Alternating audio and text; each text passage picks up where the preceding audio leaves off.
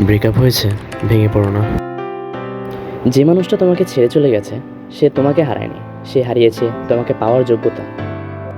ব্রেকআপের পর বেশিরভাগ মানুষ ভেঙে পড়ে, নিজেকে দুর্বল মনে করে। রাত জেগে পুরনো মেসেজ পড়ে, পুরনো স্মৃতিগুলো মনে করে কান্না করে। মনে হয় সব কিছু যেন এখানেই শেষ। কিন্তু একটা সত্যি কথা জানো,